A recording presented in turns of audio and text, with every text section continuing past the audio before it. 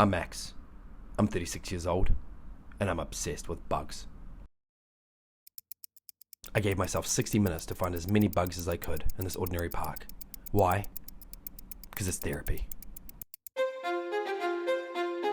So the story started with this. Most people walk through a park and never really look down. But when you do, there's a whole world under your feet. So today I gave myself 1 hour to find as many bugs as I could in this ordinary park. I'm Max, and I've been obsessed with nature and wildlife since I was a kid, and I just haven't grown out of it. From geckos to frogs to skinks to bugs to everything else that's creepy and crawly. And I live in an amazing part of the world where our outdoors are truly epic. This hour is just about curiosity, a slightly unhealthy obsession with small creepy things. So let's see the wonder that hides beneath our feet.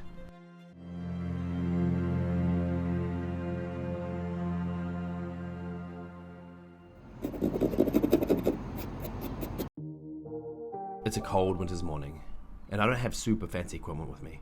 All I'm taking is my tripod, my super tactical LED light, my macro lens, plastic tub, some tweezers, and myself.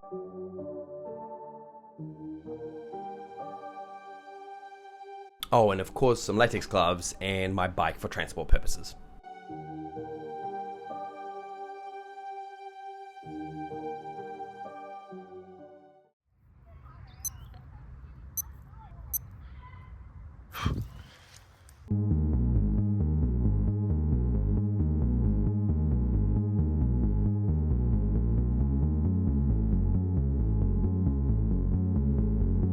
There's something weirdly unsettling about flipping over a log.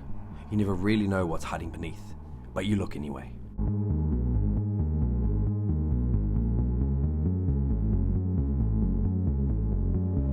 You see this little earthworm? Well, he's going to be a main character a little bit later.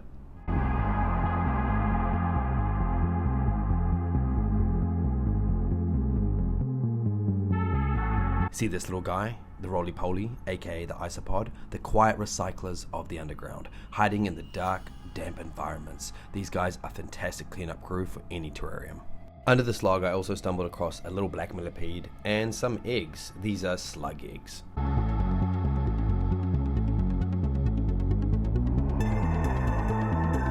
Now I was running into a lot of common species of garden bugs or soil bugs, but that's not a bad thing. You see, these guys are really important for our soil ecosystems. They churn the soil, they keep it clean, they eat decaying matter, and they become food for other animals. Now this is a flatworm. Flatworms are specialist predators of earthworms. You see, they hunt them underground, wrapping around them and secreting digestive enzymes that dissolve their prey alive.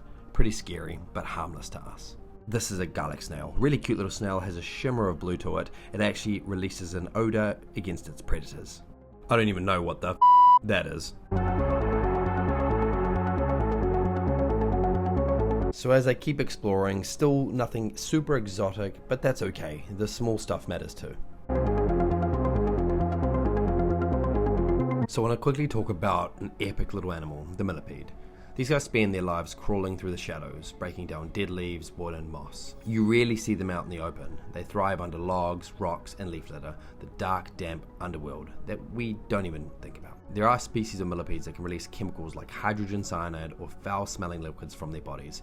Not to hunt, just a quiet warning to anything that tries to eat them. So I'm 13 minutes in at this point. What's next? This is a type of black ground beetle. These guys are actually super aggressive. Now, centipedes. What can I say about centipedes?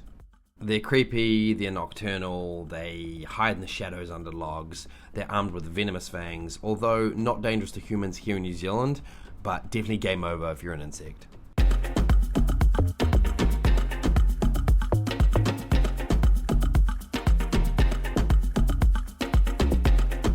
We have amazing flora and fauna here in New Zealand, and now it was time to change scene into the dark bush.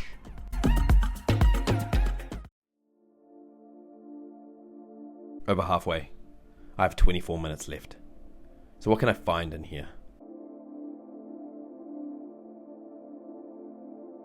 You'll notice when you're walking sometimes through bush and birds will be nearby, almost following you. That's because they want what you're stirring up with your shoes.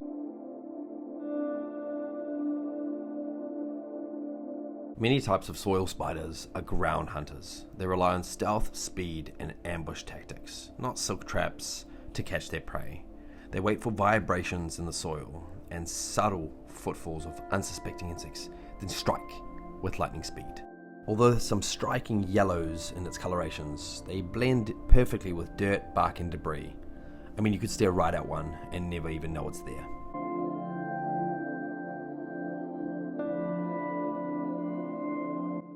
We're getting to the end.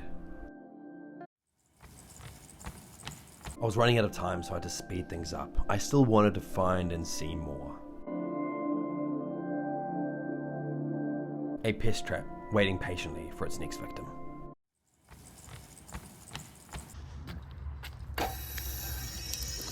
Alright, time's up. Nothing rare, nothing massive. But that's the point. The world isn't always about giant predators or rare species. Sometimes it's tiny legs, crawling under a rock, unnoticed, keeping everything in balance. Now, do you remember at the beginning of the video, I showed you this? It's funny, you spend an hour flipping logs, turning over leaves, chasing the small forgotten things people walk past every single day. And you realize they don't need much. Just the right shadows, microclimates, the right damp corners, a place to disappear and hide. So I brought a little of that hidden world home, a tiny terrarium for the quiet recyclers that keep the whole system running, even when no one's watching. It's a pesticide-free garden. The wild world is still out there, but sometimes it fits in a tub on your shelf for more important things.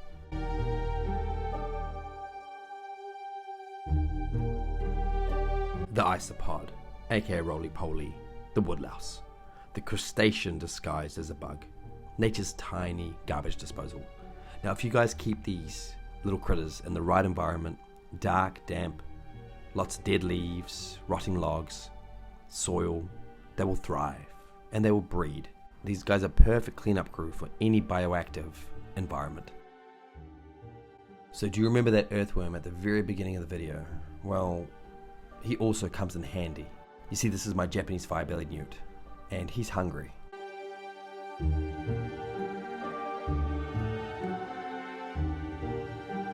That same world from 25 years ago that inspired me then, it's still there.